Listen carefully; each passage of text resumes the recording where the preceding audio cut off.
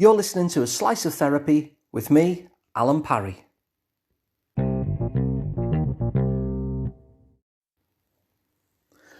There's a concept in social psychology which is called pluralistic ignorance. And what pluralistic ignorance is when you think that everybody else believes something, but in fact, they believe the opposite. And so because you think that everyone else believes a certain thing, you profess that thing yourself, even though you don't believe it.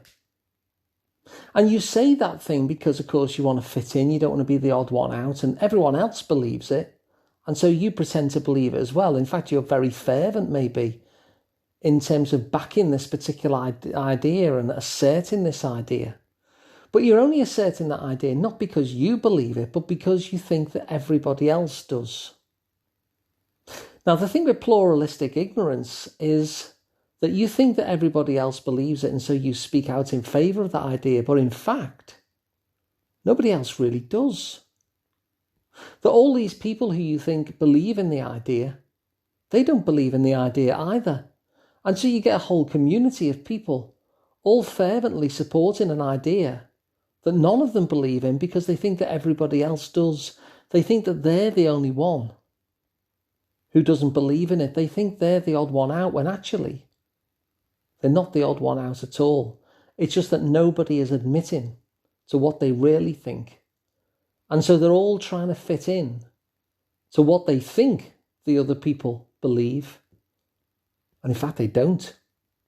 And this is very common in things like cults and stuff like that.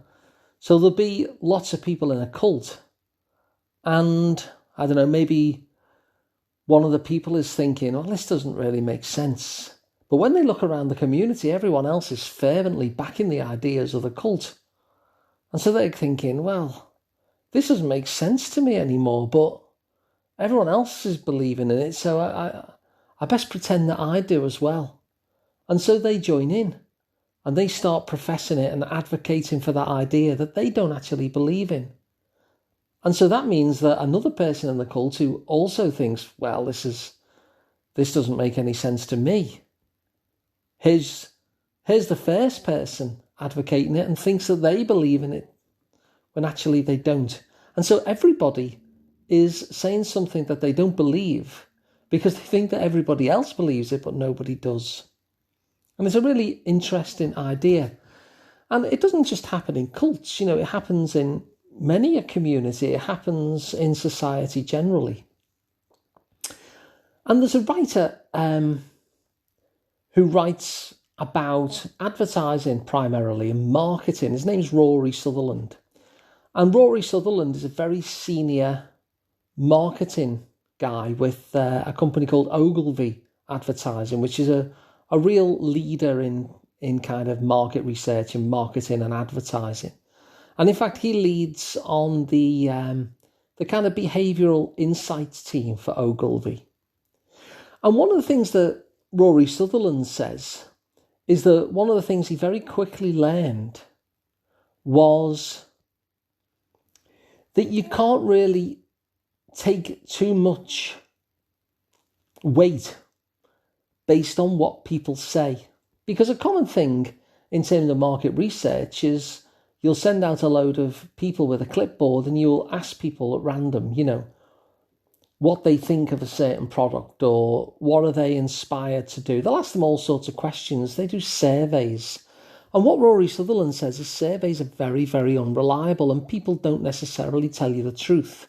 Not necessarily because they're lying, but because they're not necessarily connected to the truth. You're asking them a question that might be the first time they've ever thought about it. And so you get an answer that's deeply unreliable. What he says is that the best way of finding out your market research is not to ask people a survey or a questionnaire, but to watch what people do. So you might do a survey where lots of people say, well, I'd buy that product. But in actual fact, that's pointless. What you really need to watch is how many people actually do. And that's where you actually know the information. Now, in terms of what Rory Sutherland is saying, in terms of watch what people actually do,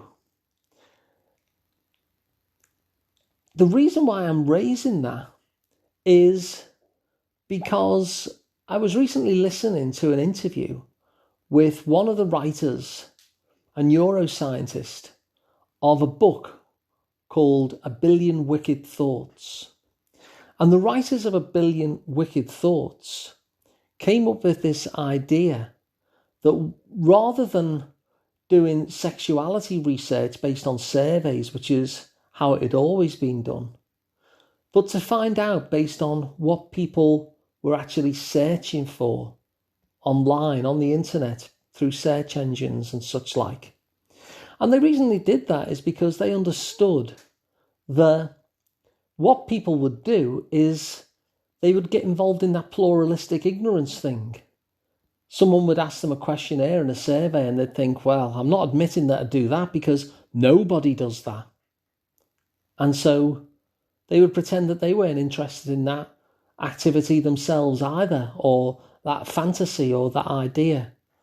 Because just like the pluralistic ignorance that I said at the start, they had this belief that everybody else was doing very straight-laced things in the bedroom, and so therefore, they best say the same thing as well. And so the questionnaires people, the people who were asking surveys, were getting a very distorted response. And so based on what Rory Sutherland was saying, that you watch what people do rather than what they say, these neuroscientists got access to a whole load of search engine data, and they were allowed to basically wade through that data and find out, based on what people did, based on what they typed into their search engines, they were able to find out the true sexual attitudes of people within each population. They were able to find out what people were really interested in, what fantasies they really liked, and what people were really interested in when it came to their sexuality. And what they discovered was really interesting. What they discovered is that there were all sorts of fantasies being searched for, and that it really clashed with many of the assumed knowledge in the field, which was, of course, based on these surveys. And the thing that it really exposes is the kind of pluralistic ignorance that we have about each other, because they were quite surprised by the findings. They were quite surprised by what their research threw out. When people answer surveys about sexuality and sexual activity and what people like and what fantasies that they're into, because of this pluralistic ignorance thing, because they think that nobody else is interested in the thing that they're interested in, so they best not admit to it either, the surveys are inaccurate. But what the actual research shows, the search engine data, is that that thing that you're interested in, but you think nobody else is interested in, they actually are. And so the wonderful thing about this study that they did, that went into A Billion Wicked Thoughts, that book, was to expose the pluralistic ignorance that we all suffer from, we all struggle with, in terms of sexuality and sexual activities, in terms of sexual fantasies, in terms of our sense of what is normal and what is not. And so it's able to kind of release people from that pluralistic ignorance. It's able to release people from a sense of normal, in inverted commas, that is actually far from typical.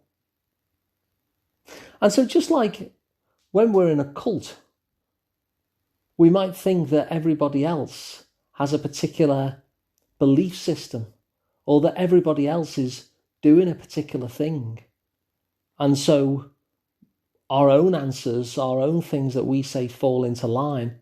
So it is with sexuality as well. So it is with sexual activity and fantasy, that we fall victim to pluralistic ignorance ourselves. and fall into line with what we think normality is. Now, the thing about normality, it doesn't really have any moral shoulds behind it. A statistician's view of normality is kind of simply what is typical. It doesn't have any great moral weight behind it. It's just what is typical. And the pluralistic ignorance that has been exposed by this study in A Billion Wicked Thoughts is that the very narrow view of sexual activity and sexual fantasy and sexuality, that very narrow view that we all, or many of us anyway, believe is the norm, is actually not. That all along we were victims of pluralistic ignorance, that we thought nobody else was interested in this thing that we assumed might be a little bit strange about us. When in actual fact, this study shows that these things are far more common than we thought. And so I'm sharing that with you because when it comes to sexuality, it's very easy for us to repress ourselves, to limit ourselves, to put ourselves in the boundaries of what we think that everybody else is doing, to put ourselves in a very narrow band. And yet what this study and the findings of this study do really is give us permission to break free of that pluralistic ignorance and to actually understand that the thing that we thought everybody else thought about sex, that they didn't. And they were actually thinking and doing things that were a lot closer to what we were thinking too. So if this episode is useful to you, then please share it. And if you'd like to work with me directly, I'm Alun Parry. You can find out more at liverpoolpsychotherapy.co.uk. And of course, please subscribe to the podcast because it's completely free and you'll never miss an episode again. And there is a new episode every single day. So thanks for listening, and I'll be back again tomorrow with another one.